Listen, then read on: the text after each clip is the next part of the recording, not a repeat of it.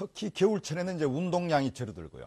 그리고 햇빛량도 줄어들고, 특히 이제 미끄러지기가 쉽기 때문에 이제 골다공증으로 인해서 압박골절의 어떤 빈도수가 굉장히 많이 증가하는 시절인데요. 특히 이제 이 시래기국에는 이제 바이타민이라든지 아니면은 이게 이제 미네랄이 많기 때문에 골다공증 예방이 상당히 좋습니다. 예. 그래서 오늘 저녁까지 좀 거시기 할 때는 시래기 한 뚝배기 하실래요? 김 원장. 자, 마지막 순서입니다. 우리가 이 도심을 쭉 걸어 다니다 보면 안 쓰이는 건물, 또 폐가 이런 것들을 볼 수 있단 말이에요. 예. 화려한 도심 속에 어떻게 저런 곳이 존재할까 싶기도 한데 문제는 이런 곳에서 꼭 강력범죄들이 발생하잖아요. 맞아요. 재개발이 지연되면서 특히나 이런 폐가가 더 늘어나고 있는데요. 예. 이런 폐가의 실태와 함께 또 이런 것들을 해결하기 위한 움직임까지 취재했습니다. 함께 보시죠.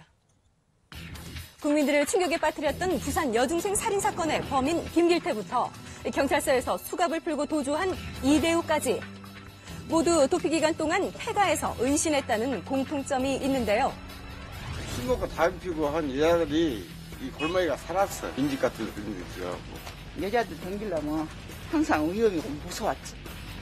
허술한 관리와 사람들의 무관심으로 완전 사각지대에 놓인 우리나라 폐가의 현실 취재했습니다. 사람들의 시선을 피하기 좋은 폐가에서는 살인, 시신유기, 성폭행 등 강력범죄가 끊이지 않고 발생하고 있습니다. 작년 5월 인천의 한 폐가에서 벌어진 살인사건. 당시 검거된 범인은 피해자의 동생이라고 하는데요.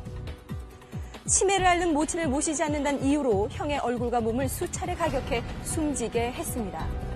집주인은 있지만 오랫동안 방치돼 평소 노숙자들의 출입이 잦았다는 사건 현장.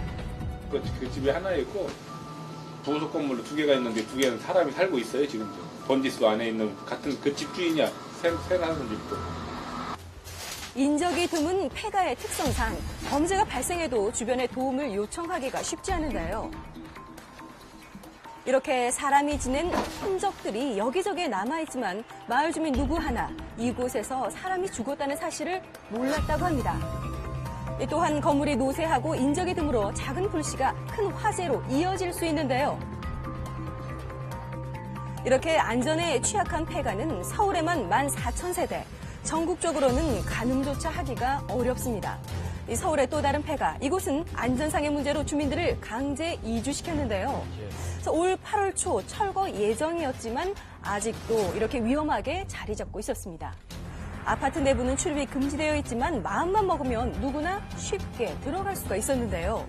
이 범죄에 취약한 만큼 적극적인 관리가 필요해 보였습니다. 아직도 저렇게 방치되어 있다는 거죠. 그렇죠. 네. 자, 그렇다면 도심 속 폐가들 어떻게 해야 할까요? 폐가가 발생하는 지역들은 기본적으로 주거 환경이 열악해져가는 이런 환경들에 놓여 있는 데가 대부분이고요. 주차장을 활용을 한다든지 또는 마을 공동으로 텃밭으로 활용한다든지 또는 이제 그 주변에 소규모의 공원을 만든다든지 이러한 정책들을 펼 수 있지 않나 하는 생각을 합니다.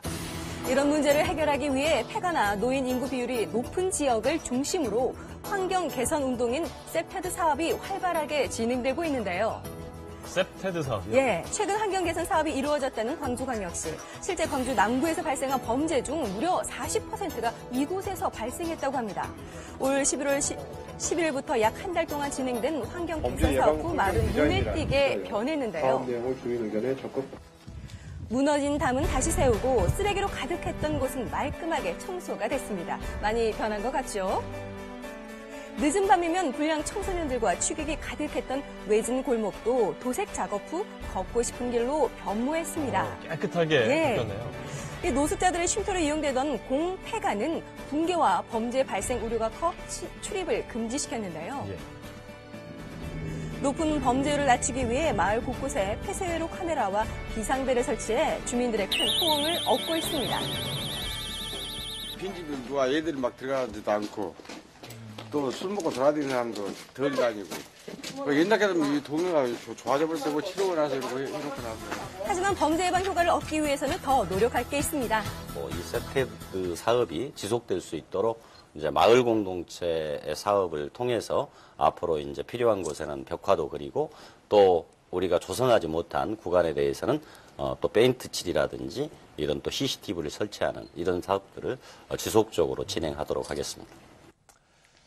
앞으로 도심화가 더 진행이 되다 보면 안 쓰이는 건물, 이런 폐가들이 더 늘어나지 않을까 생각이 되는데 폐가 관리는 중요한 또 이슈가 되지 않을까 생각이 됩니다. 예. 자, 간단한 도색이라든지 CCTV 설치만으로 실질적 범죄 예방이 가능할까요? 일단 폐가라고 하면 가는 것 자체가 꺼리잖아요. 예. 그런데 도색을 하는 것만으로도 그 지역 주민들의 어떤 심리적인 안정에 큰 도움을 줄 수가 있다고 합니다. 일단 예. 지저분한 것부터 그렇죠. 고쳐야 된다. 예, 환경 개선 사업할 때 주민들이 미리 참여를 해서 역할을 분담하는 것도 굉장히 도움이 됩니다. 예. 사실 주민들이 자주 왔다 갔다 하고 하면 범죄자들이 모여들기가 어렵거든요. 예. 그렇기 때문에 참여도가 중요합니다. 예.